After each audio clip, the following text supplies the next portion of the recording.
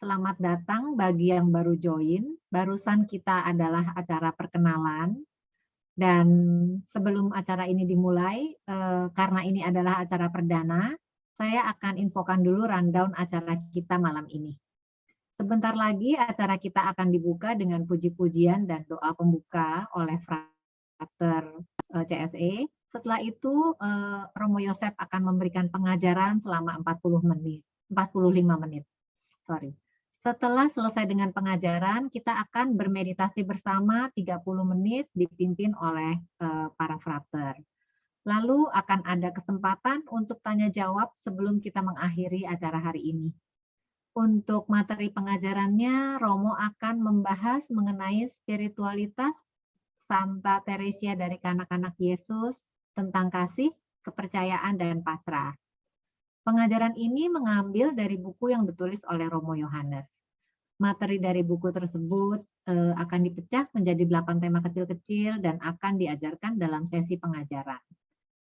Untuk 8 sesi pengajaran, Untuk malam ini, tema yang dibawakan akan berjudul Teresia Lisieux, Orang Kudus Terbesar di Zaman Modern. Marilah kita mulai acara kita. Saya persilakan untuk frater membuka acara kita dengan pujian dan doa. Silakan. Dialah satu-satunya sahabat yang setia. Bersama kita nyanyikan, Ada Satu Sobatku.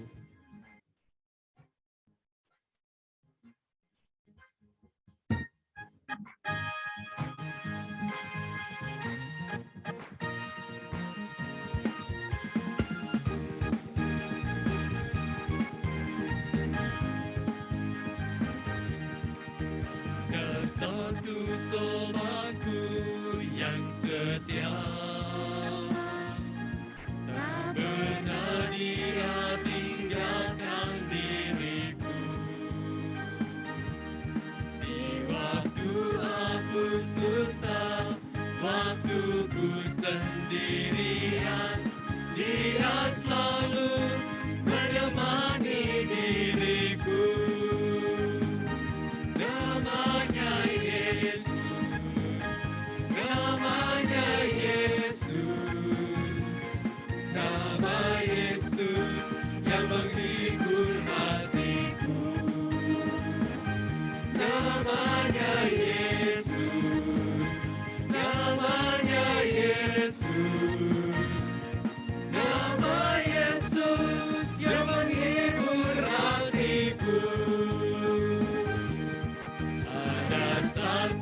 Sobatku yang setia, tak pernah dia tinggalkan diriku. Di waktu aku susah, waktu ku sendirian, dia selalu menemani diriku. Namanya Yesus, namanya Yesus, nama Yesus yang menghibur hatiku. Namanya Yesus, namanya Yesus, nama Yesus yang menghibur hatiku.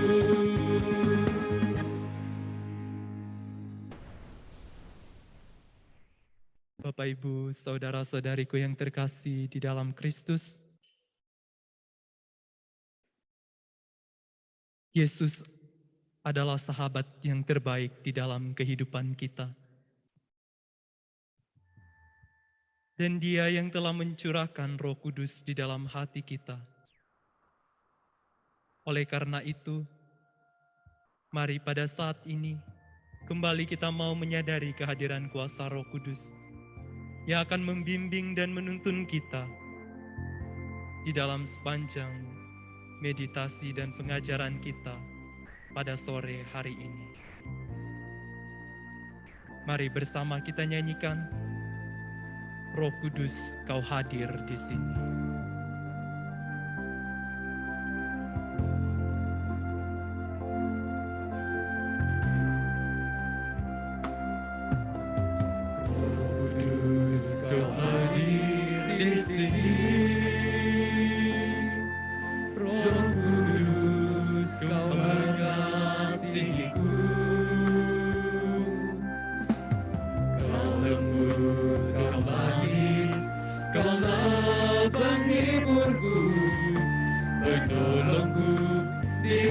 Kudus Bapaku. Roh Kudus, Kau hadir di sini.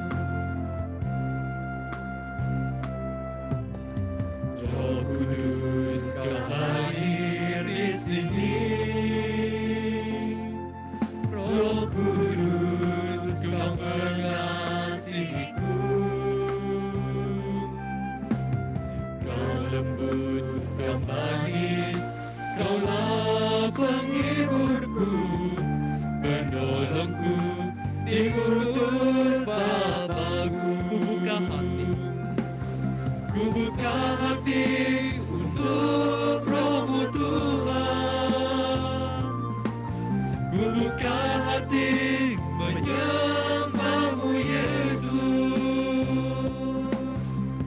Jamahlah kami, penuhi kami dengan kuasa Allah Maha Tinggi.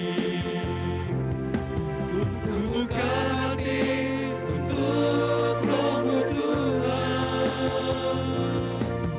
Ku buka hati menyembah-Mu Yesus. Jamahlah kami, penuhi kami dengan kuasa Allah Maha Tinggi. Jamahlah kami, penuhi kami dengan kuasa Allah Maha Tinggi. Jamahlah kami, penuhi kami. Jamahlah kami, penuhi kami dengan kuasa Allah Maha Tinggi. Dalam nama Bapa dan Putra dan Roh Kudus. Amin. Ya Allah Roh Kudus, Roh yang mengalir dari Bapa dan Putra, kami bersyukur dan berterima kasih karena Engkau senantiasa hadir di dalam lubuk hati kami. Engkau yang senantiasa menuntun dan membimbing seluruh kehidupan kami. Engkau yang menghantar kami untuk mengakui, untuk percaya bahwa Yesus adalah Tuhan kami. Kami bersyukur kepadamu ya Allah Roh Kudus, kalau pada malam hari ini Engkau memberi kami kesempatan untuk berkumpul bersama dimanapun kami berada untuk melaksanakan meditasi doa Yesus. Biarlah Engkau sendiri yang menjiwai kami, khususnya di dalam doa-doa kami pada malam ini, sehingga kami semakin dikuatkan untuk mengarahkan hati kami, khususnya di dalam masa tobat ini, kepada Yesus Tuhan kami. Kami juga berdoa kepadamu ya Allah Roh Kudus. Biarlah Engkau sendiri yang membimbing dan nuntun kami di dalam mengikuti pengajaran Santa Teresa Lisieux, kasih, kepercayaan, dan pasrah, sehingga kami boleh bertumbuh di dalam iman, harapan, dan kasih. Ya Allah Roh Kudus, kami juga menyerahkan kepadamu hamba-Mu, Frater Yosef Chrysostomus CSE, yang akan membawakan pengajaran beliau pada malam hari ini. Sudilah Engkau memberikan segala rahmat dan berkat-Mu yang beliau butuhkan di dalam mengajar kami. Terima kasih ya Allah Roh Kudus. Ini diri kami serahkan ke dalam tuntunan. Kemuliaan kepada Bapa dan Putra dan Roh Kudus, seperti pada permulaan, sekarang, selalu, dan sepanjang segala abad. Amin.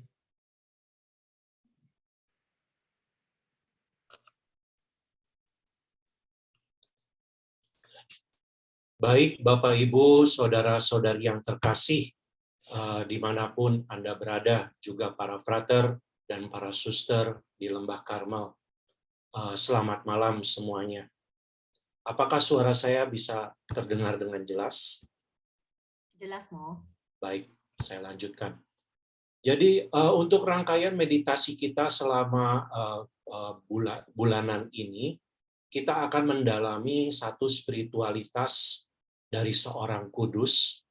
Dia adalah seorang suster Karmelit, ya, Karmelit tidak berkasut atau seringkali disebut suster OCD, ya, dan dia di dalam hidupnya menjalankan kepercayaan yang luar biasa kepada Tuhan, ya, dan juga cinta kasih yang begitu besar kepada Tuhan di dalam seluruh hidupnya. Jadi kita akan belajar dari Santa Teresia dari Kanak-Kanak Yesus ini, yang tentu saja kita akan kaitkan dengan rangkaian meditasi doa Yesus kita. Karena Santa Teresia mempunyai kedekatan yang luar biasa, kepercayaan yang luar biasa, juga di dalam menghayati hidupnya sangat injili, tentu saja berinspirasikan dengan kehidupan Yesus itu sendiri.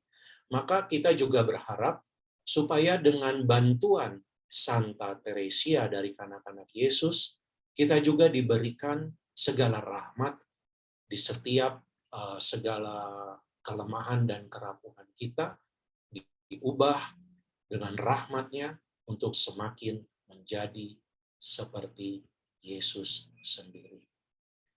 Karena itu rangkaian meditasi doa Yesus bulanan ini akan kita lakukan mulai bulan ini, bulan Maret, ya, dan juga ada beberapa pengajaran yang nanti akan disampaikan seperti tadi oleh Ibu moderator, Ibu Lucia.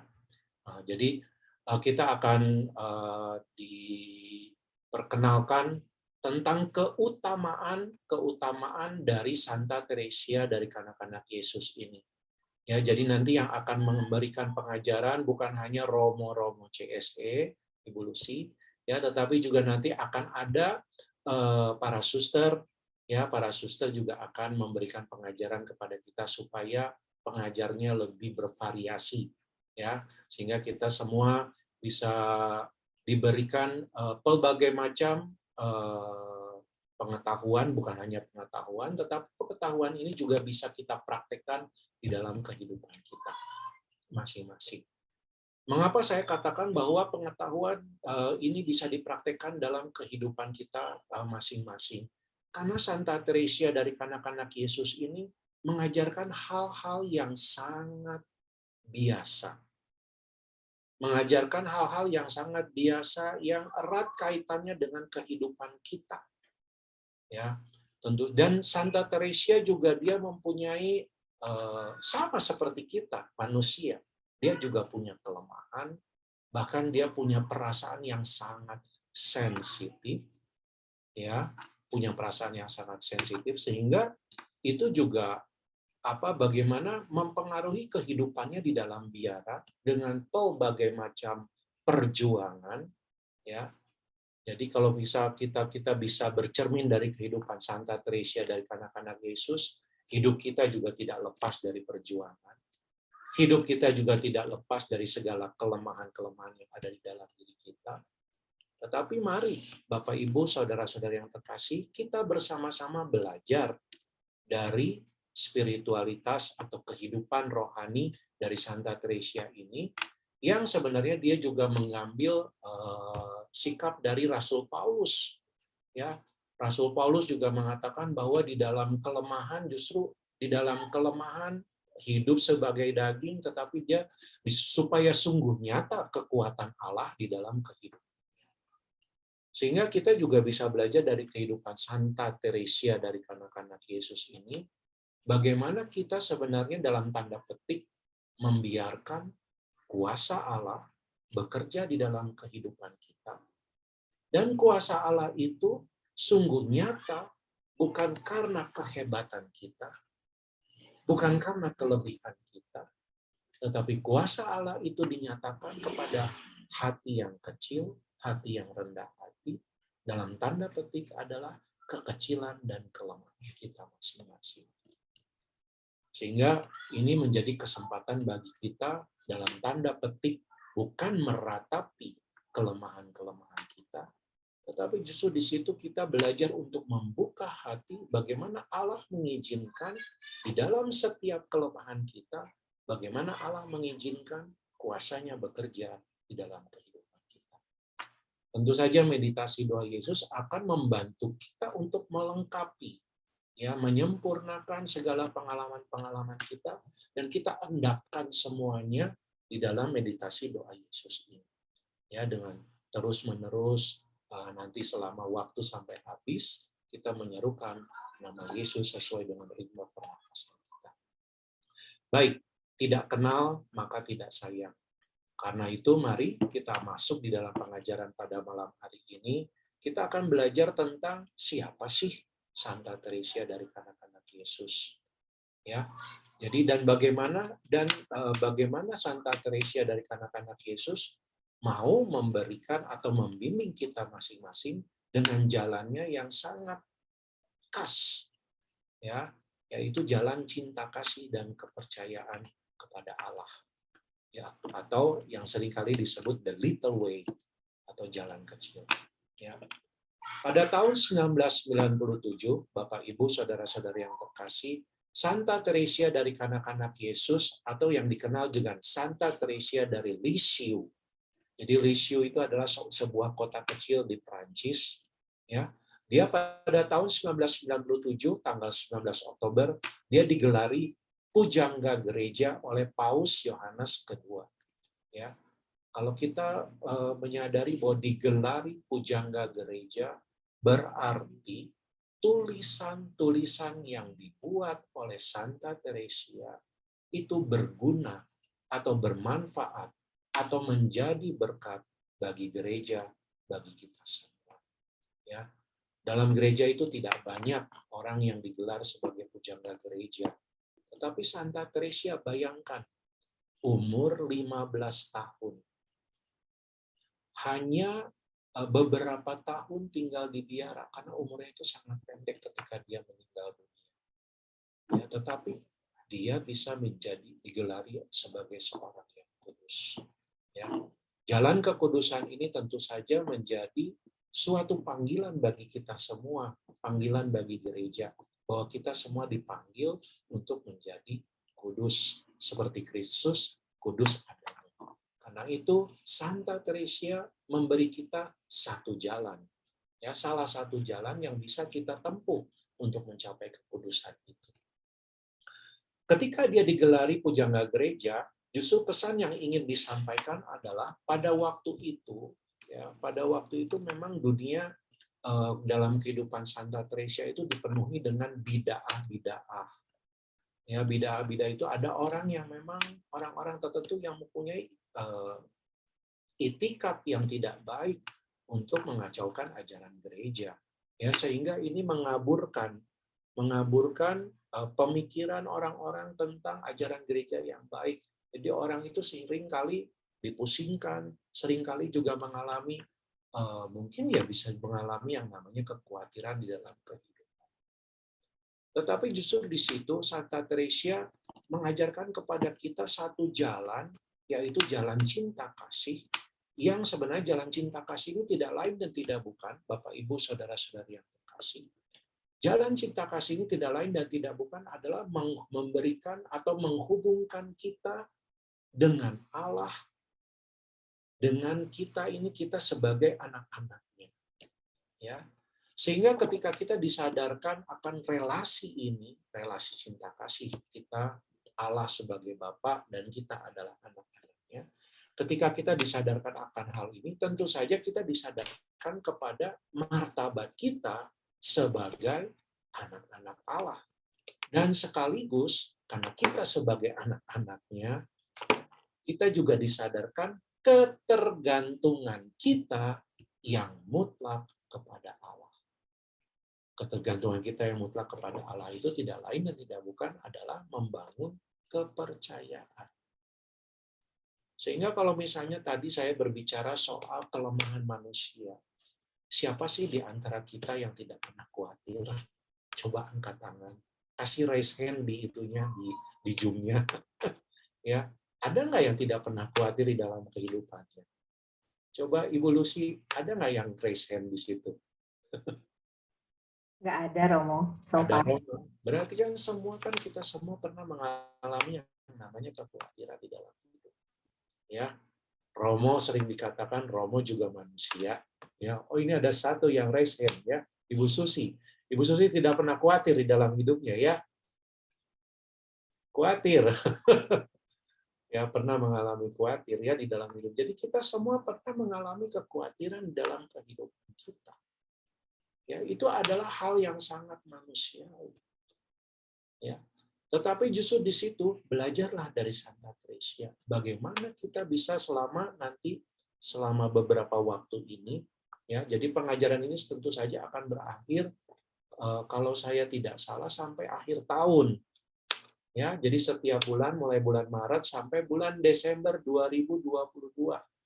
Jadi saya mewakili komunitas dari Karmel Eliana dan juga komunitas The Light menghimbau Bapak Ibu yang sudah mulai pada bulan ini supaya setiap bulan untuk mengikuti meditasi doa Yesus ini supaya pengajaran yang kita dapatkan lengkap. Ya, sehingga di akhir pengajaran ini tentu saja kita bisa bersama-sama membangun kepercayaan dan cinta kasih yang lebih berkembang.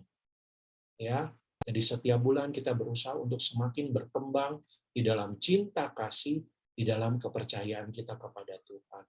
Meskipun kita ini sebagai manusia masih tetap khawatir. Tetapi justru Allah mengizinkan dari kelemahan-kelemahan kita ini supaya apa? Supaya tadi saya katakan seperti Rasul Paulus, semakin nyata kuasa Allah di dalam kehidupan kita. Ya, saya rasa Bapak Ibu pasti mau supaya kuasa Allah itu semakin nyata di dalam kehidupan kita. Mari kita belajar dari kehidupan Santa Teresia ini. Ya, tadi saya katakan bahwa jalan cinta kasih ini berarti membangun relasi kita dengan Allah, dan kita adalah anak-anaknya. Ya, relasi kita dengan Allah yang seperti apa sih yang sebenarnya yang ditekankan oleh Santa Teresia? Karena kan Allah itu kan manusia itu kan punya banyak gambaran tentang Allah, ya. Ada yang menggambarkan Allah itu sebagai seorang gembala. Ada yang menggambarkan Allah itu sebagai seorang sahabat. Ada yang menggambarkan Allah itu sebagai seorang pribadi yang selalu memberikan wajah yang teduh, kemudian memberikan damai di dalam hati. Ya, tetapi Santa Teresia mengajak kita untuk melihat Allah sebagai Bapa. Ya, Allah sebagai Bapa, ya, atau misalnya Allah sebagai Dedi. Ya, kedekatan kita dengan Bapa kita, Allah sebagai Bapa. Dan tentu saja yang mau Santa Teresia tekankan adalah Allah adalah Bapa yang Maha Rahim. Yang kerahimannya tidak terbatas. Yang kerahimannya itu melampaui setiap pengertian kita. Di mana Dia, Bapak, Ibu, saudara-saudari yang terkasih, Dia terlebih dahulu mengasihi kita. Dia terlebih dahulu memberikan keselamatan kepada kita. Dan semuanya itu dikerjakan oleh Allah sebagai Bapa itu di dalam diri putranya, yaitu Yesus Kristus, Tuhan kita. Sehingga di sini Santa Teresia mengajarkan kepada kita supaya kita hidup dalam kepercayaan. Supaya kita hidup dalam ketergantungan dengan Allah. Supaya kita hidup dalam pengharapan segala sesuatu yang Dia kerjakan di dalam kehidupan kita. Kepercayaan kita, ketergantungan kita, pengharapan kita kepada Allah bagaikan dengan memposisikan diri kita seperti seorang anak kecil yang mengharapkan segala sesuatu dari orang tua, yang menggantungkan segala sesuatu atau seutuhnya dari orang tua. Sikap itulah yang mau diajarkan oleh Santa Teresia kepada kita. Karena itu, sebagai jawaban dari semuanya itu, jadi Santa Teresia mengajak kita untuk menjawab setiap tawaran dari apa yang dikerjakan oleh Allah di dalam kehidupan kita. Ya, Allah yang mengasihi, Allah yang Maha Rahim, Allah yang memberikan pengampunan di dalam kehidupan kita, di dalam setiap kekecilan dan kelemahan kita. kita. Allah, ya, Santa Teresia mengajarkan kita untuk memberikan atau menanggapi kasih Allah itu di dalam kehidupan kita. Hal yang kedua yang sangat unik di dalam kehidupan Santa Teresia dari kanak-kanak Yesus adalah dia hidup secara tersembunyi di balik tembok biara. Bagi Bapak Ibu yang pernah ke Lisieux, ya, Lisieux itu kotanya sangat kecil, ya. Jangan lihat itunya Basilika Santa Teresia dari kanak-kanak Yesus, karena Basilika dari Santa Teresia dari kanak-kanak Yesus itu sekarang sudah sangat besar sekali dibangun di situ.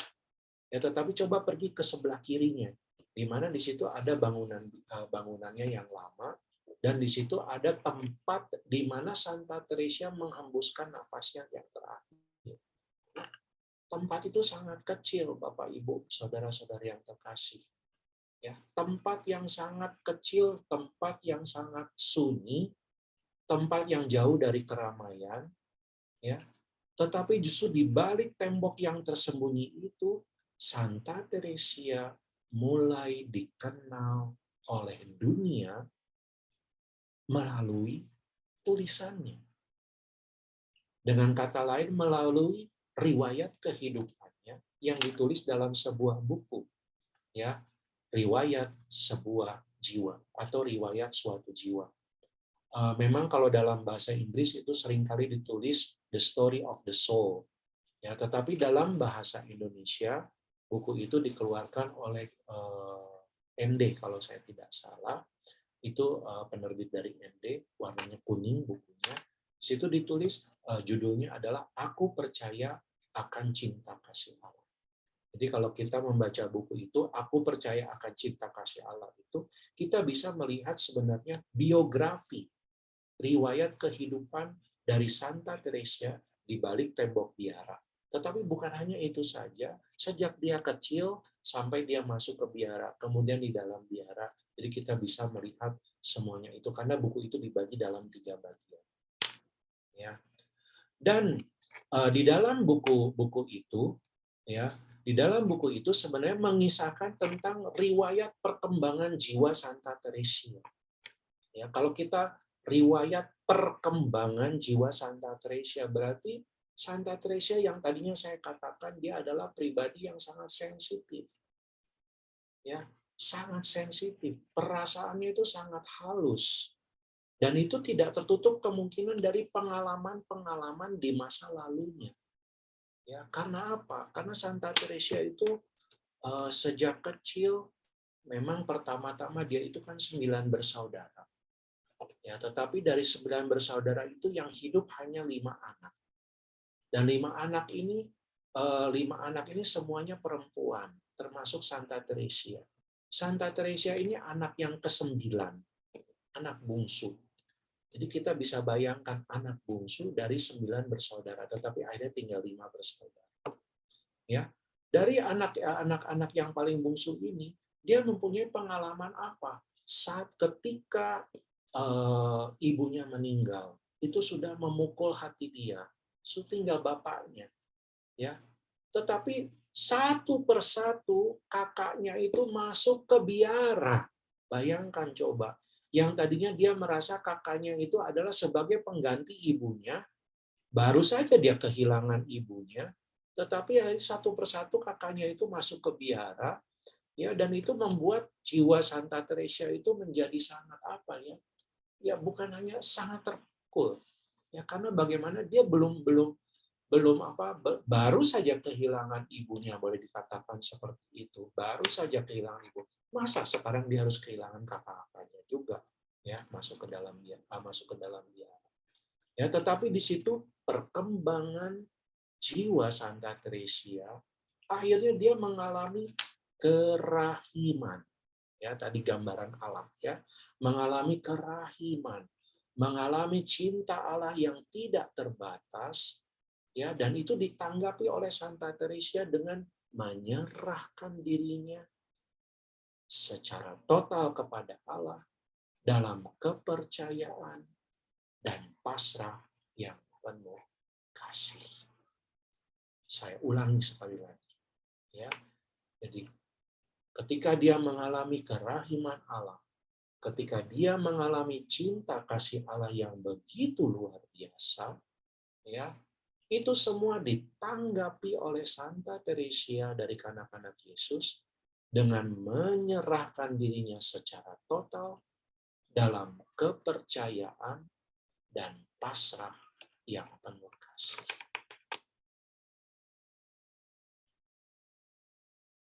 Jalan Santa Teresia dari kanak-kanak Yesus ini mengajak kita untuk masuk ke dalam yang namanya kebahagiaan yang abadi, kekudusan. Yang tidak lain dan tidak bukan, kekudusan itu ditunjukkan oleh Santa Teresia. Kekudusan itu berarti berkembang di dalam kasih kepada Tuhan, dan tentu saja kasih kepada sesama. Ya, nanti kita akan melihat dalam kisah-kisah hidupnya, dalam pengajaran-pengajaran yang akan disampaikan oleh Romo-Romo CSE, Frater CSE, dan juga oleh Suster Putri Karmel. Dalam kisah hidupnya bagaimana dia berjuang untuk menghadapi saudara-saudarinya, ya, dalam biara yang sangat terbatas itu. Coba kita bayangkan saja kalau kita hidup di dalam satu keluarga, ya. Mungkin kalau kita hidup dalam sebuah komunitas yang jumlahnya 10 orang atau 20 orang, itu akan jauh lebih gampang. Ya, lebih gampang karena apa? Kalau misalnya kita tidak cocok dengan satu orang, kita bisa menghindar. Saya mau bergaul dengan orang yang lain aja, saya mau pilih teman itu. Ya. Tetapi coba kita bayangkan bahwa kita itu hidup dalam satu komunitas kecil setiap hari. Kita bertemu dengan dia seperti dalam sebuah keluarga saja, sama saja. Setiap hari saya ketemu kamu, setiap hari saya ketemu dia, ya. Tetapi justru di situ Santa Teresia mengajak kita dengan jalan kecilnya supaya kita bisa berkembang di dalam kasih itu sendiri. Nanti akan banyak contoh tentang hal itu, ya. Baik, saya lanjutkan. Saya masih punya waktu sekitar 15 menit lagi. Ya, jadi sebelum saya masuk di dalam 15 menit ini, nanti saya akan sedikit juga menjelaskan tentang doa Yesus, ya, yang akan kita praktekkan bersama supaya kita semua tidak bingung dengan hal itu. Ya, bagian selanjutnya yang ingin saya jelaskan adalah tentang buku yang akan kita tekuni bersama. Ya, jadi buku yang akan kita tekuni bersama ini adalah karya dari Bapak pendiri kami, Romo Yohanes Indrakusuma, CSE tentu saja. Ya, jadi diterbitkan dengan judul Kasih, Kepercayaan, dan Pasrah. Ya, sebenarnya buku ini merupakan intisari dari pengajaran Romo Yohanes. Ya, waktu saya masih frater novice, ya, jadi sekitar tahun 2001, 2001 dan 2002, ya, sekitar segitulah, tahun 2021-2002. Sekitar 2002 itulah saya mendapatkan pengajaran pada waktu itu secara langsung. Romo Yohanes mengajar tentang ini. Ya, akhirnya ini dibantu oleh seorang suster, Suster Alfonsa Putri Karmel. Jadi Suster Maria Alfonsa ini sekarang ini berkarya dan ditugaskan di komunitas pertapaan Karmel, Rumah Induk Putri Karmel di Ngadireso, ya, di Ngadireso Tumpang. Jadi Suster Maria Alfonsa ini membantu untuk mengedit semua tulisan-tulisan atau pengajaran yang diterima dari Bapak pendiri. Ya, kemudian memang Bapak pendiri juga mengambil sebuah buku yang ditulis oleh seorang imam Dominikan. Ya, buku itu dalam bahasa Perancis. Saya tidak bisa sebutnya karena saya tidak bisa berbahasa Perancis. Mohon maaf. Ya, tetapi intinya adalah buku itu tentang tulisan dari Santa Teresia dari kanak-kanak Yesus. Ya, kalau Anda sudah memiliki buku ini, nanti di situ akan dijelaskan dari mana asalnya tulisan Kasih, Kepercayaan, dan Pasrah dari tulisan Bapak pendiri kami. Ya, dan itulah yang akan kita belajar bersama selama mulai bulan Maret ini sampai seterusnya sampai bulan Desember. Ya. Tadi saya sudah memberikan sekitar ini saya sudah memberikan sedikit pengantar tentang siapa itu Santa Teresia di dalam keluarganya. Ya, jadi dia anak ke-9. Tadi saya sudah katakan seperti itu. Dari seorang pasangan suami istri yang bernama Louis Martin, suaminya, istrinya bernama Zélie Guérin. Ya, jadi kedua orang tuanya ini sekarang sudah digelari sebagai seorang kudus. Ya. Jadi kenapa mereka itu digelari sebagai seorang kudus? Karena Bapak Ibu saudara-saudara yang terkasih, ya, kita bersyukur kalau sampai saat ini kita semua yang ada di sini ini masih memiliki iman Katolik. Ya, kita bersyukur. Ya, tentu saja iman kita sebagai seorang Katolik ini kan punya latar belakang, ya, punya latar belakang masing-masing. Ada yang dibesarkan dari keluarga Katolik, ada yang memang tidak, ya. Jadi setiap masing-masing dari kita punya pengalaman masing-masing. Tetapi Santa Teresia dari anak-anak Yesus ini lahir dari keluarga Katolik yang sangat taat, boleh dikatakan itu taat, hidupnya baik, dan mengajarkan cinta kasih yang begitu luar biasa kepada anak-anaknya. Ya. Dan satu kunci, sebenarnya satu rahasia, sebenarnya suami dan kedua orang tuanya ini pernah bercita-cita untuk hidup membiara. Ya. Tetapi mereka ditolak dan akhirnya mereka dipertemukan oleh Tuhan. Ya, dipertemukan sama menjadi suami dan istri, dan mereka punya 9 anak. Bayangkan ya, 9 anak itu kan luar biasa ya. Sekarang kalau misalnya kita di Indonesia ini kan 2-3 anak itu sudah cukup ya. Bayangkan 9 anak itu luar biasa. Tetapi ya tadi saya sudah katakan 4 orang meninggal pada masa bayi atau anak-anak, dan yang tinggal itu adalah 5 anak, 5 putri ya, semuanya perempuan, Mary, Pauline, Leonie, Celine, dan Teresia. Ya, jadi 5 putri itu akhirnya satu persatu masuk menjadi religius. Ya, 4 diantaranya itu masuk dalam biara Karmel di Lisieux. Ya, jadi satu biara dengan Santa Teresia dari anak-anak Yesus. Tetapi Leonie, jadi Leonie anak yang jadi 5 bersaudara ini berarti yang ketiga. Ya. Jadi yang Leonie ini dia masuk dalam biara visitasi yang didirikan oleh Santo Fransiskus dari Sales. Ya. Ketika Santa Teresia pada tahun 1877, ya, jadi itu ibunya meninggal. Tadi saya sudah katakan juga, dan itu meninggalkan luka hati di Santa Teresia. Dan itu juga kakaknya, ketika kakaknya satu persatu masuk dalam biara, itu juga tambah menimbulkan luka kepada Santa Teresia.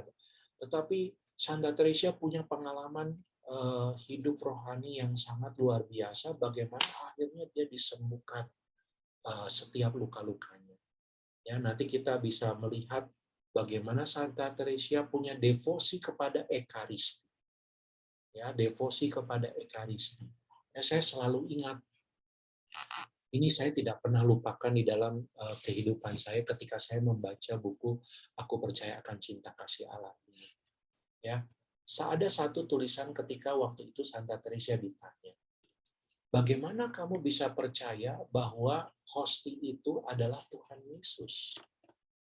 Jawaban dari anak kecil ini, coba bayangkan Bapak Ibu Saudara-saudara kasih.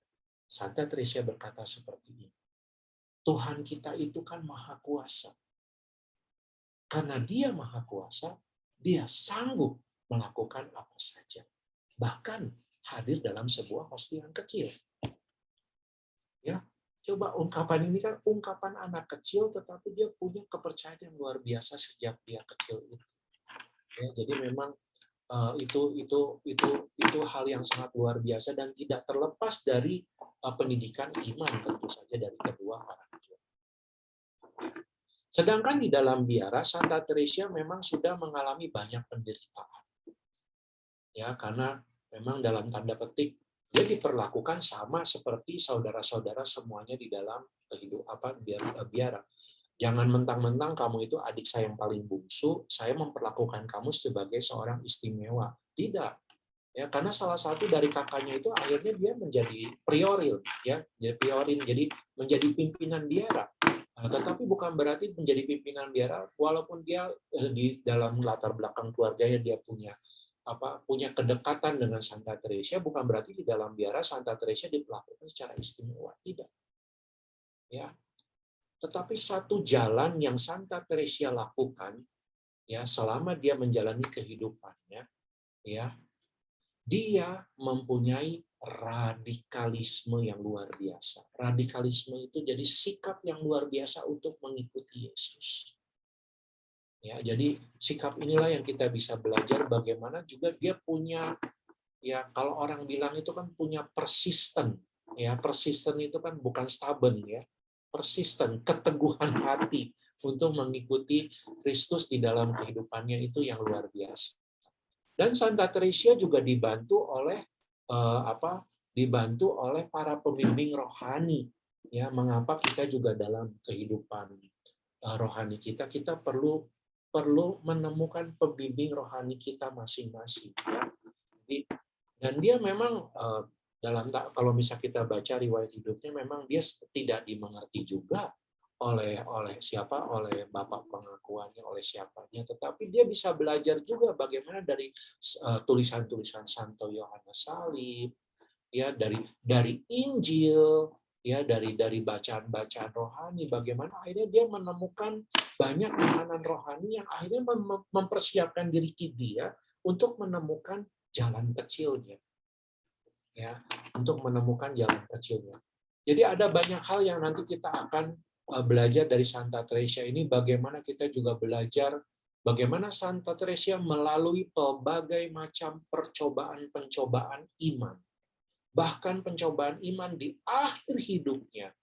Ya, karena Santa Teresa juga akhir hidupnya juga mengenaskan Bapak Ibu Saudara terkasih. Ya, karena apa? Dia sakit keras. Ya, bahkan salah satu kakaknya berkata, kok dia tidak mengenal adiknya ini, karena tidak mungkin. Adiknya ini mempunyai cinta yang luar biasa kepada Tuhan, tetapi kenapa dalam tanda petik Tuhan membiarkan Santa Teresa begitu menderita sampai seperti seolah-olah dia itu mengalami bagaimana seperti Yesus di kayu salib yang berkata, Eloi, Eloi, lama sabachthani, Allahku, mengapa engkau meninggalkan aku? Ya, di tengah perjuangan hidup kita kadang-kadang kita seperti itu. Tetapi apakah kita tetap menaruh kepercayaan dan pasrah kepada cinta kasih Allah yang maha rahim di dalam kehidupan kita? Ya, jadi ada banyak hal. Ya. Sebagai penutup, saya akan memberikan 3 poin saja. Ya, 3 poin dalam hal ini. Pertama, tadi saya sudah menggambarkan. Jadi 3 poin itu adalah, yang pertama adalah gambaran gereja saat itu. Ya, tadi saya sudah katakan dilanda dengan bidaa-bidaa, krisis batin yang sangat mengancam kesatuan dan kesucian gereja. Tetapi di situ Santa Teresa sebagai seorang suster yang biasa, dia justru memberikan sesuatu jalan yang baru kepada kita semua, yang di mana kita semua bisa menjalaninya. Ya, menjalaninya karena apa? Karena jalannya itu sangat biasa, sangat manusiawi di dalam kehidupan kita. Ya. Yang kedua adalah gambaran sang ayah dan tentu saja sang ibu. Ya, tetapi dari sang ayah itu, bagaimana sang ayah itu juga dia punya semangat iman yang luar biasa. Dia mampu mengatasi berbagai macam kesulitan dan pencobaan di dalam kehidupan. Dia punya kebesaran hati yang luar biasa, kemurahan hati, yang memang ditampakkan ketika dia mengizinkan anak-anaknya satu persatu masuk ke dalam keluarga. Justru kebesaran hati, kemurahan hati inilah yang membuat Teresa mempunyai gambaran dari bapaknya, gambaran tentang Allah itu sendiri. Jadi kita bisa bercermin, ya, dalam hal ini. Gambaran ternyata gambaran gereja yang dipengaruhi berbagai macam bidah segala macam. Oh ya, ternyata saya sebagai anggota bagian dalam gereja dewasa ini, saya juga tidak terlepas dari tantangan itu. Bahkan tantangan itu bisa menggerogoti iman saya, menggerogoti iman keluarga saya atau siapa saja. Tetapi justru saya juga belajar dari kehidupan orang tua saya, latar belakang kehidupan mereka, bagaimana saya tetap mempertahankan iman, bagaimana saya bisa punya kedekatan dengan Allah Bapa melalui pengalaman bagaimana Allah Bapaknya dia begitu dekat dengan anak-anaknya, sehingga akhirnya juga dia bisa mempunyai cinta yang begitu besar, kepercayaan yang begitu besar, kepasrahan yang begitu besar kepada Allah Bapa. Ya. Dan yang ketiga, Santa Teresia memang di dalam bukunya ini nanti yang akan kita belajar, kita bisa melihat gambaran dari psikologi Santa Teresia yang dia mempunyai watak yang khusus. Tadi saya sudah katakan, dia punya kehendak yang kuat sekali. Meskipun dia perasaannya halus, tetapi dia punya kehendak yang kuat. Kehendak yang kuat sekali. Tetapi dia juga bukan hanya kehendak yang kuat sekali, tetapi dia juga punya kelembutan hati sebagai seorang yang terbuka. Ya, bahkan dia melemparkan dirinya kepada kerahiman Allah ya, di dalam kehidupannya. Karena apa? Karena dia percaya bahwa Allah adalah kasih. Karena itu, Bapak, Ibu, saudara-saudari yang terkasih, ya, Santa Teresia akhirnya menemukan panggilan hidupnya. My vocation is love. Panggilanku adalah cinta kasih. Ya. Dan itu ternyata mewarnai seluruh kehidupan dia. Nanti kita akan belajar banyak contoh tentang hal ini di dalam pengajaran-pengajaran selanjutnya. Baik, sebelum kita masuk di dalam doa Yesus, ya, jadi saya ingin memberikan penjelasan sedikit saja, singkat saja, bagaimana doa Yesus ini dipraktekkan. Jadi doa Yesus ini doa yang sangat sederhana, hanya dengan menyerukan nama Yesus, ya, sesuai dengan ritme pernafasan. Ya, jadi ketika tarik napas, Yesus, Yesus, ya. Atau kalau misalnya kita mau pakai rumusan panjang, Tuhan Yesus, Tuhan Yesus. Atau kita mau pakai Tuhan Yesus, kasihanilah aku. Tuhan Yesus, kasihanilah aku. Jadi kita bisa pakai rumus rumus mana saja yang sesuai dengan yang kita mau. Tetapi intinya adalah kita menyerukan nama Yesus. Yang paling pendek adalah Yesus. Ya. Jadi dalam menyerukan nama Yesus ini, ya, karena pikiran kita ini seperti monyet, ya. Jadi kita berusaha untuk menyadari kehadiran Allah di dalam hati kita masing-masing dengan menyerukan nama Yesus ini. Jadi bagi Anda sebagai yang pemula, Anda bisa membuka mata. Ya, membuka mata di dalam menyerukan nama Yesus ini, ya, dan sambil konsentrasi. Tentu saja konsentrasi ini bukan berarti kita langsung pakai otak sampai mikirin gitu loh, ya, bukan, ya, tetapi kita menyerukan dengan iman bahwa Yesus hadir, dengan kasih bahwa saya mengasihi Yesus, dengan penuh juga pengharapan kepada Dia. Ya, jadi intinya adalah menyerukan nama Yesus sampai waktu selesai. Kemudian supaya kita bisa mengambil melakukan doa Yesus ini dengan baik, tentu saja posisi tubuh kita itu sangat menentukan. Ya, jadi punggung diharap supaya tegak. Ya, jadi punggung kita tegak. Ya, jadi tegak tetapi kita rileks. Tegak tetapi rileks. Jadi punggung diharapkan untuk tegak selalu. Tadi mata saya sudah jelaskan, mata terbuka saja. Kecuali orang yang sudah terbiasa mau memejamkan mata, tidak ada kesulitan, silahkan saja juga tidak masalah. Tetapi memang yang diharapkan itu mata terbuka saja supaya kita bisa melakukan ini dengan baik sampai waktu selesai. Ya, kemudian punggung tadi sudah dikatakan tegak, kemudian juga sikap bisa duduk di kursi, ya. Kalau misalnya nanti Anda yang sudah terbiasa mengikuti doa Yesus di Lembah Karmel ataupun di Pertapaan Karmel, Anda bisa melakukan sikap bersila, entah itu sila secara penuh, atau lotus penuh, atau lotus setengah, atau lotus yang istirahat. Ya. Bedanya apa? Lotus penuh itu kedua kakinya itu semua ada di atas, ya. Kemudian sedangkan lotus yang setengah itu satu kakinya naik, sedangkan lotus yang istirahat itu semua kakinya ada di bawah. Ya, kalau misalnya Anda mau seperti itu boleh, atau kalau Anda di rumah ada dingklik juga bisa dipakai, Ya, kalau tidak ada ya tidak usah, duduk saja di kursi. Ya, punggung dengan tegak, rileks, dan mulai menyerukan nama Yesus. Nanti para frater akan membimbing kita di dalam doa ini. Ya, sementara penjelasannya sangat singkat, supaya saya berharap supaya itu bisa jelas untuk kita semua. Ya, sehingga selama 30 menit ini kita tidak bingung kita mau ngapain, ya. Kita mau doa Yesus. Baik, waktu saya serahkan kepada Ibu Lucy, silakan. Tuhan memberkati. Baik, Romo. Terima kasih, Romo, atas pengajarannya. Oke, seperti yang tadi Romo bilang, teman-teman, setelah ini kita akan bermeditasi bersama, dibimbing oleh para frater.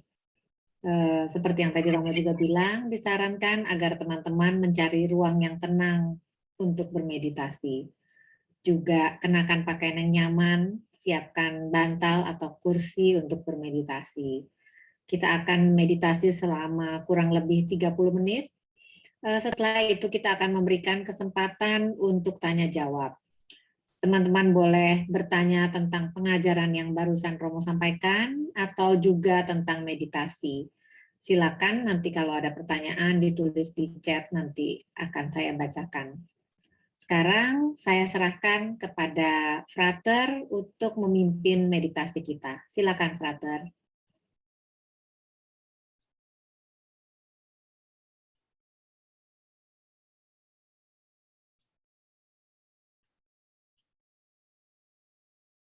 Dan saudara-saudari yang terkasih, sesaat lagi kita akan melakukan meditasi doa Yesus. Mari kita siapkan hati kita. Kita ambil posisi duduk yang sesuai. Usahakan agar punggung Anda tetap tegak dan agar diri Anda tetap rileks. Kita arahkan seluruh perhatian kita kepada Yesus yang selalu tinggal di dalam hati kita masing-masing. Dia sedang menanti kita untuk berada bersama Dia. Dan pada saat ini, kita mau menyerukan nama-Nya yang kudus, nama yang penuh kuasa, dengan penuh kerinduan. Yesus, Yesus, puji syukur.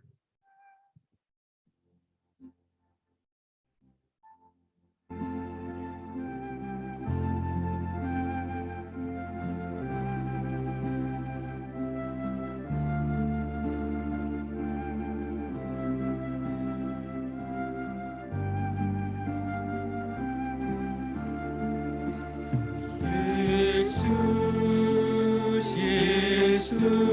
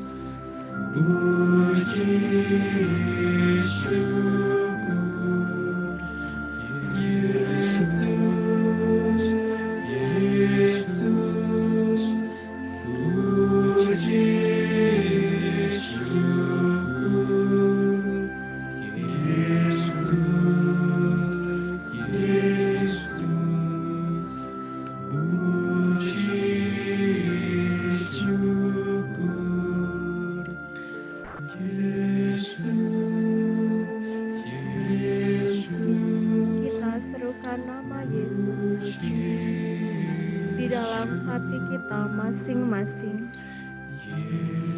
dan biarlah kasih-Nya terus melingkupi hati kita saat kita menyerukan nama-Nya yang kudus.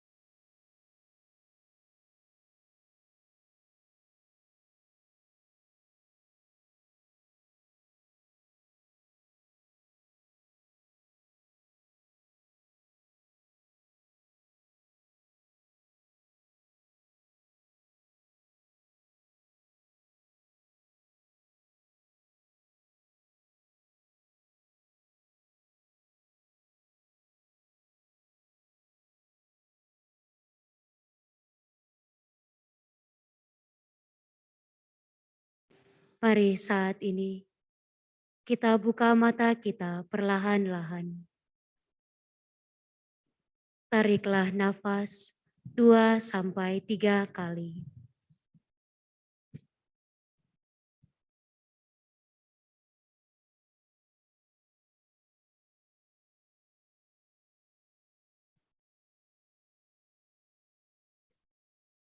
Mari kita hening sejenak untuk mengungkapkan rasa syukur kita atas segala pengalaman kasih yang boleh kita rasakan sepanjang meditasi doa Yesus ini.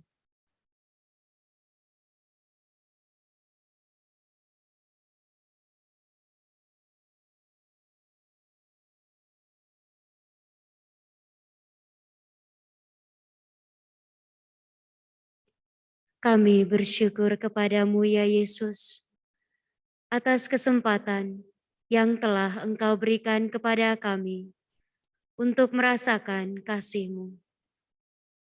Saat ini kami serahkan diri kami dan waktu selanjutnya kepadamu. Biarlah nama-Mu selalu menggema di dalam hati kami, di setiap kehidupan kami. Terima kasih Tuhan Yesus. Bunda Maria, Ibu kami yang baik, doakanlah kami selalu. Salam Maria, penuh rahmat Tuhan sertamu. Terpujilah engkau di antara wanita, dan terpujilah buah tubuhmu Yesus. Santa Maria, Bunda Allah, doakanlah kami yang berdosa ini, sekarang dan waktu kami mati. Amin. Kemuliaan kepada Bapa dan Putra dan Roh Kudus, seperti pada permulaan, sekarang, selalu, dan sepanjang segala abad. Amin. dalam nama Bapa dan Putra dan Roh Kudus. Amin. Amin. Terima kasih, Frater dan Suster, atas bimbingannya untuk meditasi kita barusan. Teman-teman, kita sekarang masuk ke acara terakhir, yaitu sesi tanya-jawab. Sebelumnya saya minta waktu sedikit untuk pengumuman dari panitia. Silakan, Lina. Ya, terima kasih, Lucy. Mungkin kita bisa post ininya, share untuk judul bukunya ya. Bapak Ibu, kita akan ada 2 pengumuman hari ini, satu mengenai judul buku. Jadi judul buku yang dibawakan oleh Romo, kalau misalnya Bapak Ibu mau memiliki dan membaca buku itu dulu sebelum pengajaran, itu akan lebih baik.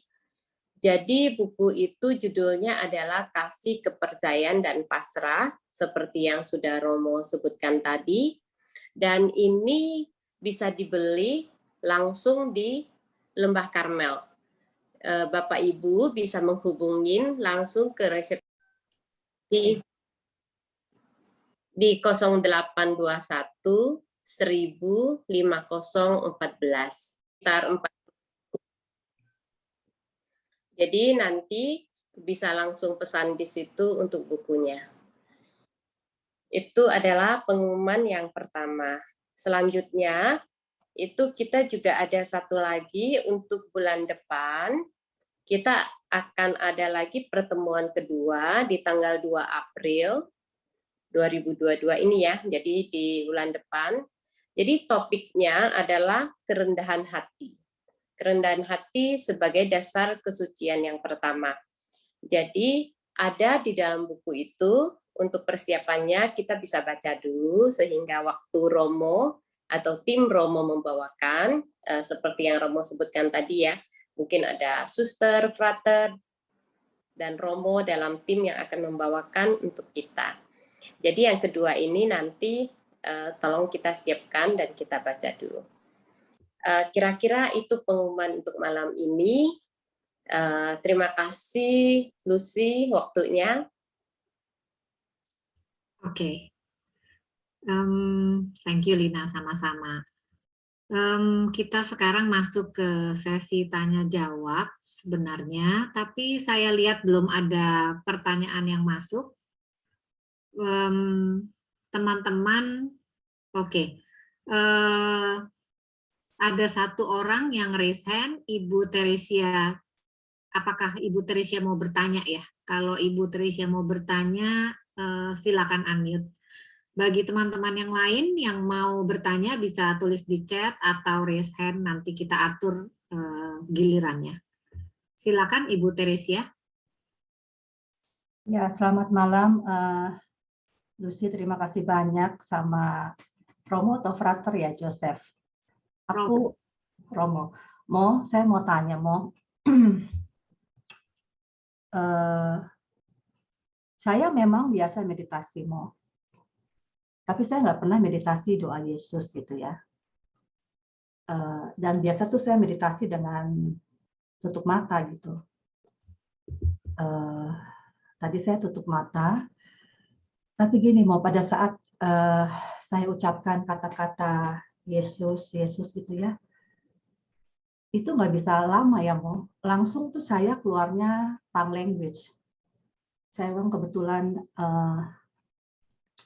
dapat karunia itu ya Jadi gitu napas bentar sambil mengucapkan Jesus gitu, terus lanjut deh sama itu. Saya nggak bisa berhentiin gitu. Pada saat saya balik lagi, terus muncul lagi gitu. Terus juga jadi nangis ya ya. Saya nggak ngerti gitu kenapa gitu, bahwa apakah meditasinya harus selalu 30 menit itu bernafas dengan mengucapkan kata-kata Jesus gitu. Karena kalau saya ikutin itu jadi nggak jadi gitu jadinya tuh saya tongue language dan saya jadinya nangis gitu ya. Kemudian di separuh perjalanan itu akhirnya saya ngomongnya adalah thank you Jesus gitu. Saya cuma ngomong thank you Jesus dan saya bilang saya mohon ampun.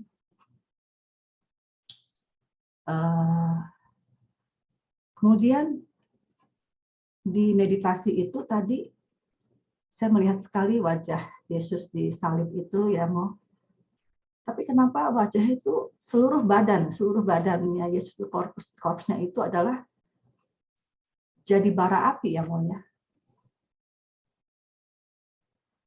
Terus sampai di ujung, sampai di penutup itu saya nggak berhenti. Saya nggak bisa napas secara napas dengan kata-kata Yesus, tapi selalu ada tongue language-nya gitu ya, Mo. Tadi pas di penutupan, pada saat suster membacakan doa gitu, setelah selesai saya jadi mengantuk gitu, Mo. Pengen tahu kenapa begitu ya, Mo? Itu pertanyaan saya nggak tahu ini nanyanya benar apa enggak, tapi itu saya mau sharing apa yang terjadi tadi gitu, Mo. Terima kasih banyak. Baik, terima kasih untuk pertanyaannya. Saya langsung jawab Ibu Lucy ya. Silakan, Mo. Jadi mengenai waktu pertama-tama. Mengenai waktu, memang umumnya yang kami ajarkan untuk para pemula itu minimal 20 menit. Jadi waktu yang didedikasikan atau yang kita persembahkan kepada Tuhan di dalam memulai meditasi doa Yesus itu minimal 20 menit. Tadi yang kita lakukan itu sekitar 30 menit. Ya, bahkan itu bisa kalau memang itu kita bisa lebih lama lagi itu tidak masalah. Kami para frater, para suster dan romo di dalam pertapaan, kami biasa melakukan meditasi doa Yesus itu kurang lebih 1 jam di pagi hari, 1 jam di sore hari. Ya, jadi itu waktu maksimal yang biasa kami lakukan. Ya, jadi itu waktu itu relatif. Setiap bapak atau ibu bisa mempersembahkan 20 menit setiap hari, baik. Bisa mempersembahkan 30 menit, baik. Kalau bisa mempersembahkan 1 jam, juga baik. Ya. Kemudian meditasi doa Yesus ini yang kami ajarkan memang semuanya berfokus kepada nama Yesus. Ya, jadi nama Yesus ini bukan meditasi diskursif. Dalam arti kita membayangkan wajah Yesus, atau kita membayangkan Yesus yang membuka kedua tangan, atau kita membayangkan atau berpikir tentang Yesus yang sedang mungkin menyembuhkan kita, Yesus yang sedang disalib, bukan. Ya, jadi bukan meditasi diskursif. Tetapi ini adalah hanya menyerukan nama Yesus sesuai dengan ritme pernafasan kita. Apakah setiap sampai waktu habis kita akan menyerukan nama Yesus? Kalau Bapak Ibu merasa, bukan merasa ya, maksudnya itu memang masih di tahap-tahap yang boleh dikatakan tahap-tahap, saya tidak bisa katakan itu tahap pemula atau tahap yang itu. Tapi kadang-kadang memang pengalaman setiap orang, satu orang dengan orang lain itu berbeda. Tetapi maksudnya seperti ini. Dengan menyerukan nama Yesus secara berulang-ulang sampai waktu habis, fokus perhatian kita, fokus semua yang ada di dalam daya-daya batin kita, pikiran kita, kehendak kita, semuanya berpusat kepada nama Yesus sampai selesai.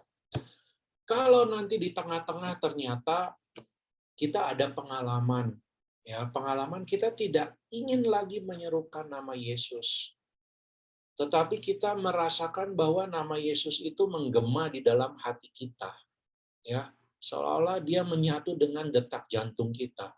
Yesus, Yesus, Yesus. Dan kita tidak ingin lagi untuk mengucapkan nama Yesus sejauh itu tidak membuat kita tidur, dalam arti kita tetap bisa berfokus kepada nama Yesus, lakukan. Ya. Kalau misalnya dalam pengalaman itu seolah-olah jiwa kita ditarik kepada keheningan, kepada kedamaian yang membuat kita itu hanya diam, tetapi bukan diam yang pasif, tetapi diam aktif karena pada saat itu kita merasakan kehadiran Yesus yang memberikan damai dalam hati kita. Biarkan hal itu terjadi sampai kita menyadari kembali, oh ya oke, saya sekarang mulai lagi menyerukan nama Yesus. Intinya adalah itu. Jadi kita fokus kepada nama Yesus. Kalau misalnya tadi Ibu bertanya, kenapa saya melihat api? Kenapa saya melihat Yesus? Kenapa ini? Ini memang pengalaman ini tidak bisa diselesaikan dalam arti hanya Ibu sharing seperti ini langsung saya jawab. Ya, jadi saya menyarankan supaya Ibu dalam hal ini pertama-tama ya untuk hal ini ya, coba karena tongue language itu bisa kita kendalikan sebenarnya. Ya, bisa kita kendalikan. Jadi dalam arti kita bisa mengelola dia. Ya, jadi mengelola dia artinya kita bisa dengan kehendak kita supaya ya kita pada saat ini saya mau berusaha, bukan berusaha ya, mau supaya saya hanya mau menyerukan nama Yesus dan tidak membiarkan hal itu terjadi. Bisa.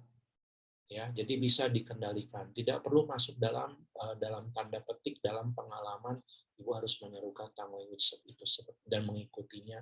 Nah, kalau misalnya ternyata Ibu mengalami menangis, Ibu mengalami ada itu maksudnya itu ada semacam reaksi dalam tubuh.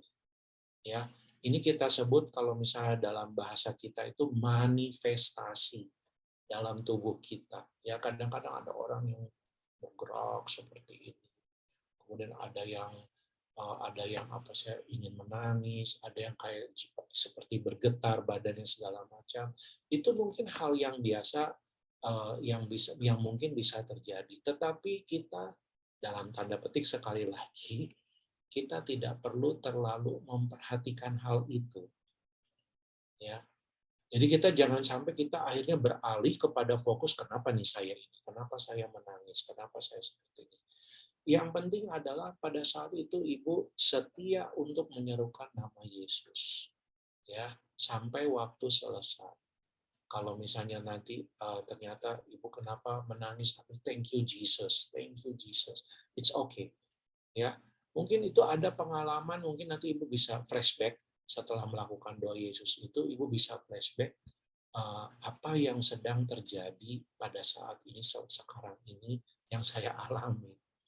Ya, karena pengalaman orang kan punya memori kan beda-beda satu dengan yang lain.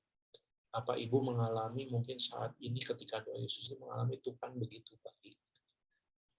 Tuhan mengampuni segala dosa saya. Ya. Tuhan begitu mencintai saya ketika saya menyerukan nama. Kan pengalaman bisa berbeda-beda. Ya. Nah, jadi makanya kenapa di akhir doa Yesus itu biasa kami mengajak setelah kita mempersembahkan waktu itu, kita mengajak supaya kita bersyukur sejenak. Tuhan, terima kasih. Karena hari ini saya bisa mempersembahkan waktu ini seperti nanti yang diajarkan oleh Santa Teresia untuk menyenangkan hatimu. Ya, saya rasa itu saja supaya itu jelas. Silakan Ibu Lucy. Baik Romo, karena waktu sudah malam kita batasi dengan 2 pertanyaan lagi Mo ya. Pertanyaan berikut ini mau mengkonfirmasi penjelasan Romo barusan. Teman kita Jovita bertanya, dia setiap hari mengalokasikan waktu doa 1 jam. Nah, untuk mengisi 1 jam itu, apakah boleh divariasi dengan doa meditatif yang lain? Seperti misalnya dia melakukan doa Rosario 30 menit, doa Yesusnya 15 menit saja, dan doa Lectio Divina 15 menit. Atau lebih baik dia bertekun dalam salah satu metode doa aja, Mo? Bagaimana? Memang ada banyak metode ya dalam meditasi ya, tetapi karena kita sekarang ini berfokus kepada meditasi doa Yesus, jadi alangkah baiknya supaya kita tetap fokus kepada satu metode. Ya, nanti memang dalam perjalanannya ada orang-orang tertentu yang merasakan bahwa dia tidak bisa lagi memeditasikan doa Yesus karena dia mengalami rasa kering. Ya, ada. Ya, jadi ini bagian dari tahap perkembangan ketika melakukan doa Yesus ini. Sehingga apa yang dia lakukan pada saat kekeringan itu, Santa Teresa dari Avila meminta kepada orang yang sedang mengalami seperti itu, kadang-kadang orang bisa memeditasikan doa Bapa Kami. Ya, orang bisa memeditasikan doa Salam Maria. Tetapi saya katakan kembali lagi ke doa Yesus. Jadi bukan berarti saya mengiyakan bahwa oke, sekarang saya 15 menit doa Yesus, kemudian 15 doa Rosario, kemudian segala macam. Bukan mengiyakan itu semua. Ya, tetapi karena kita saat ini sedang menekuni doa Yesus, jadi baik menekuni doa Yesus sampai waktu selesai. Kalau misalnya Bapak Ibu ingin doa rosario, silakan ambil waktu di tempat lain. Misalnya doa rosario bisa dilakukan pada pukul 12 siang, contoh. Ya, saya melakukan doa Yesus, berarti doa rosario, oke, doa rosario nanti saya persembahkan pada waktu pukul 12. Kemudian Lectio Divina, 15 menit saya ingin mempersembahkan Lectio Divina mungkin sebelum saya tidur. Ya, itu juga boleh. Jadi kita membagi waktu dalam hal ini sesuai dengan kebutuhan kita masing-masing. Tetapi ketika kita memeditasikan doa Yesus, hendaknya kita tetap berfokus atau setia kepada nama Yesus itu. Begitu Bapak Ibu, saya harap ini sudah jelas. Silakan Ibu Lucy. Baik, Mo, terima kasih. Pertanyaan terakhir, lagu Yesus selama meditasi tadi bisa didapatkan di mana ya? Apakah ada di YouTube?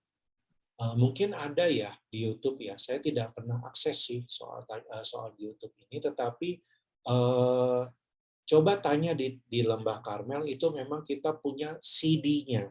CD-nya itu ada meditasi tentang doa Yesus, dan beberapa lagu itu ada CD-nya. Sekarang memang bukan zaman CD ya. Nanti coba minta suster yang nanti Lembah Karmel akan mengakomodir ya permintaan ini, nanti mungkin akan diubah menjadi bentuknya mungkin USB atau yang sudah ada bentuk MP3 atau bagaimana. Nanti coba ditanyakan ya. Oke, baik Romo, terima kasih banyak. Sudah sampai di penghujung waktu, kita akan akhiri sesi kita hari ini ya, Mo. Romo, apakah ada yang masih mau ditambahkan sebelum kita tutup, Mo? Tidak ada. Seperti yang saya sudah tadi himbaukan, kita nanti akan bertemu lagi tanggal 2 April. 2 April. Jadi saya berharap Bapak Ibu yang sudah setia pada hari ini untuk mengikuti doa Yesus sampai selesai, kami mengharapkan kehadiran Anda di bulan selanjutnya, supaya kita tetap mendapatkan pengajaran semua ini dengan lengkap. Ya. Tadi ada pertanyaan, kalau ada yang baru mau bulan join bulan depan, silakan hubungi panitia. Ya, baik. Itu saja baik. Ibu. Ya, baik. Lina, apa bisa dijawab sekarang, Lin? Kalau peserta baru mau datang, bagaimana, Lin? Boleh nggak? Nanti kita akan jawab di grup ya, Bu ya. Ya, Oke. Nanti akan disampaikan jawabannya di grup ya, Ibu. Terima kasih banyak, Romo Yosef, para frater, para suster yang membantu acara ini sehingga terselenggara dengan baik malam ini. Terima kasih juga teman-teman atas perhatiannya. Kami panitia mohon maaf kalau masih ada kekurangan.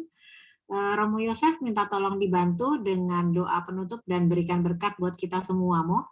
Baik, mari kita berdoa dalam nama Bapa dan Putra dan Roh Kudus. Amin. Tuhan, kami bersyukur dan berterima kasih karena kami boleh menyadari kerinduan kami akan Engkau di dalam kehidupan kami. Bahwa Engkau memberikan kami untuk semakin merindukan Engkau yang adalah kasih di dalam kehidupan kami. Dan biarlah kami semakin menanggapi kasih-Mu di dalam kehidupan kami dengan pelbagai macam aktivitas yang kami lakukan setiap hari. Termasuk kami berdoa dan bermeditasi di dalam aktivitas ini. Kami juga mohon penyertaan, berkat, dan rahmat-Mu selama istirahat yang akan kami lakukan sepanjang malam hari ini, agar kami juga dapat beristirahat dengan baik, dan juga kami menyerahkan semua anggota keluarga kami masing-masing, agar kami semua Engkau penuhi dengan kasih dan damai. Semua doa ini kami serahkan kepadamu, demi Kristus, Tuhan dan pengantara kami.